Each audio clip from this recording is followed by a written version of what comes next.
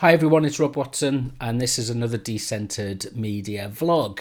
And what I want to do for the next couple of minutes is just mention some things that have come onto my radar over the last couple of days that I think might be sharing. There might be a connection between them, but it's useful to just kind of be able to let some thoughts off the top of my head about them so they're not necessarily fixed and considered. Take it with a pinch of salt, if you like, as to what my opinion of these things actually might be. But there was a long article called The Long Read in The Guardian about Magic FM, what used to be called Magic FM, Magic Radio. And it's well worth reading because it gives a real insight into the kind of format-driven, easy listening, middle of the road automation process that drives a lot of contemporary corporate radio. And it's very successful, it's very finely tuned, and it's very interesting read. It's not critical in any sense. It doesn't really kind of look at anything which says that there might be a kind of problem with the way that this is organised and the kind of choices that it presents to people. But it's still an interesting read. It's kind of the kind of it stays at one point. The powers that be at Radio 2 are obsessed with Magic FM and the appeal it has to middle-aged women. Magic's music policy doesn't pretend to be particularly forward-looking. More of the songs you love is the station's promise, and they deliver from George Michael to Lionel Richie. So this was written by Simon Ackham, and it's definitely a piece well worth listening. It gives you a good insight into contemporary corporate radio. And what the connection is for me was I saw the Ofcom. I subscribed to the Ofcom email lists for the bulletins that they send out, and one of the bulletins that they issue is the radio license transfers and the analog broadcasting. So every now and again, a station needs to change its the scope of its broadcast, the place where it broadcasts, or the format of the station needs to make adjustments to that, and they have to ask permission. The commercial stations have to ask permission from Ofcom. Slightly different for the digital services. They've got a bit more freedom and latitude. But what I thought was interesting was the approval that Ofcom's given for the transfer of licenses. And this is a process that's been going on for some time now, and is quite controversial over the last 2 years, that there's been a massive amount of consolidation, and that the smaller chains of stations and the independent stations are being swept up by the large conglomerates. And this table really kind of brought it home to me that I think there's 11 stations listed. So you've got Metro Radio in Tyne and Wear, you've got Greatest Hits Radio in Humberside, Viking FM in Humberside, you've got Absolute Radio in Greater London, you've got City Talk in Liverpool, you've got Gem 106 in Leicestershire, Free Radio in Birmingham, so on. And what's happening is Bauer, who are the parent company that owns them, are transferring the licenses through to the corporation. So they're now all listed as owned via Bauer Media, and it's like a solid wall of corporate control. Well, ownership under the previous names, but now this solid list of one major corporation owning a large number of local radio stations. So it's kind of raised that question that kind of has been going around about localism. And this brings me to the kind of prompt that I got from looking at a report that was produced by Locality, called Communities in Charge. It was done in conjunction with Cooperatives UK and the Plunkett Foundation. And what it asks the question of is to ask, as we've left the EU, as Brexit has or is happening, there's a need to rebalance the economy, and there's a need to look at the way that structural funds are allocated across the UK, and what was previously administered by the EU is now going to be administered by the UK government. And what Locality are suggesting is that there is a risk that some regions will lose out. So their main example, for instance, is Wales.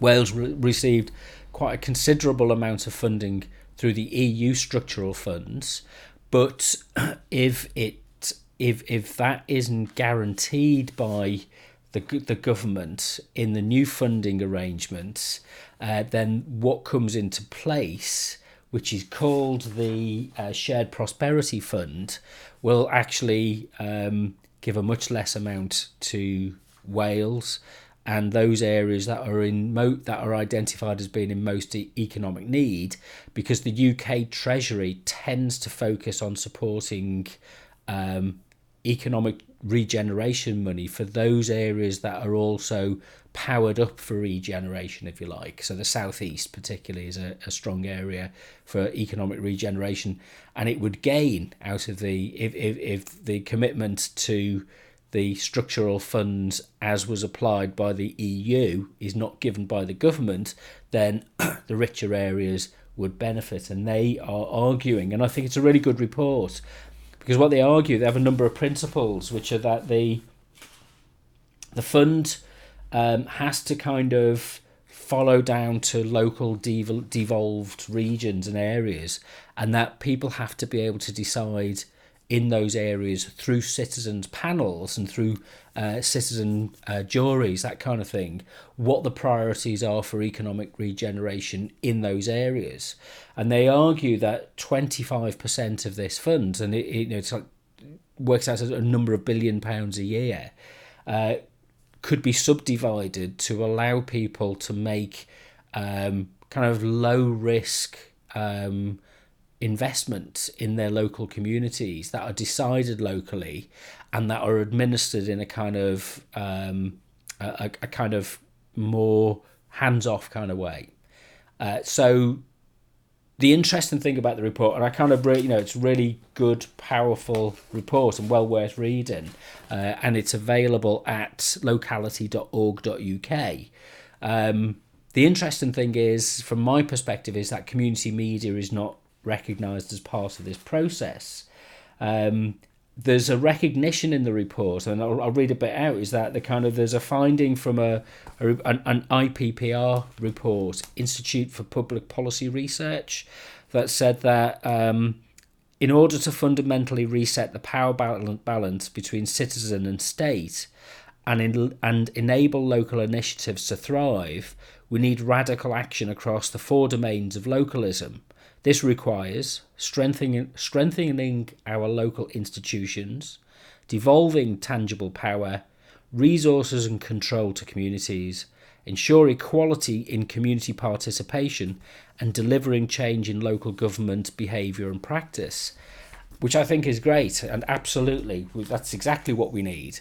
But media isn't mentioned as part of this process. It isn't mentioned as part of this rebalancing process. So as we've got a commercial media economy, what we're not doing is, and the BBC is, kind of, if you like, having its own problems.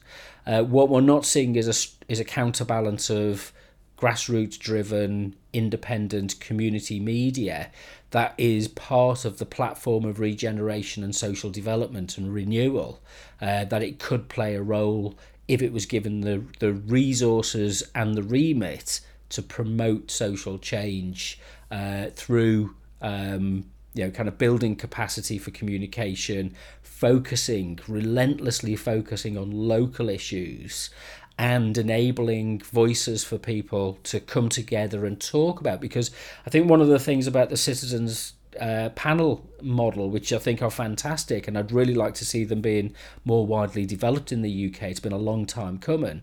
Is the conversation can't just stay in the room. The conversation also has to be shared, and radio and other forms of media, local TV, online web blogs, that kind of thing, they will be part of the mix of communicating there.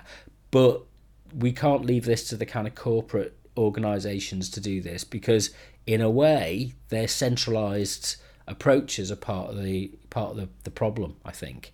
So the last thing that kind of caught my attention was a really good podcast from David Higgins,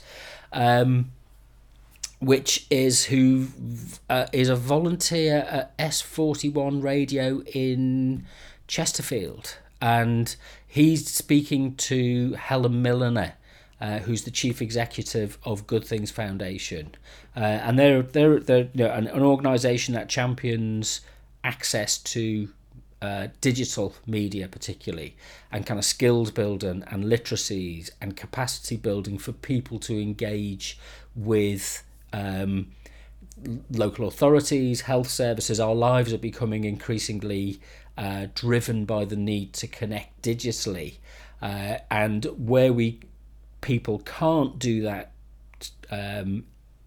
with confidence, we need to put support in place for people to either learn how to do that or to support them to do that kind of engagement. And his podcast's really interesting. It's really good. So you can find it on Mixcloud. Probably best just doing a search for David Higgins, double G, and it'll come up.